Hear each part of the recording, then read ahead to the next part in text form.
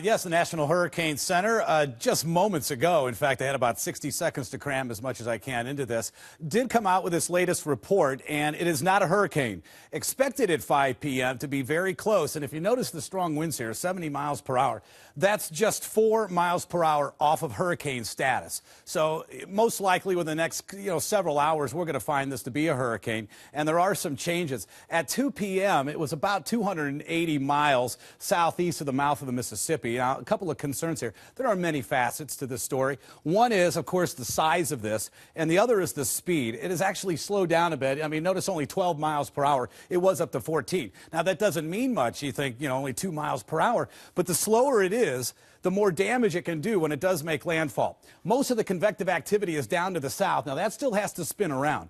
That's the heavy rain. That's the storm surge we'll be watching. So let's take a look at the path. This is new.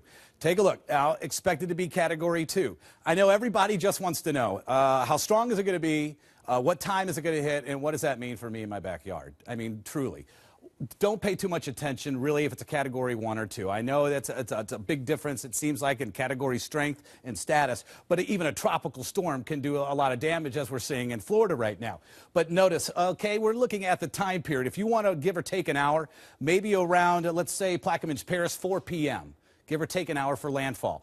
Toward Mississippi could be midnight. So that's what we're continuing to track. Now, there's much more to this, and if you, of course, have been with us for the last several days, the system was going to be well around Florida, then up into maybe Georgia. That was on, last Thursday and Friday.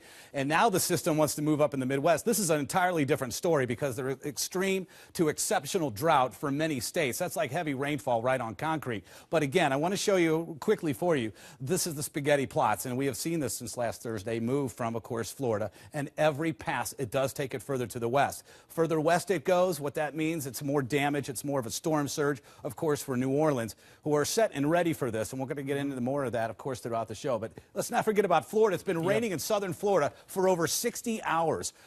So many flash flood watches and warnings. A number of roads are closed, and it's still flooding there. In fact, for the most part, it started raining there over 60 hours ago before the system ever moved into Haiti. Incredible, so, Tom.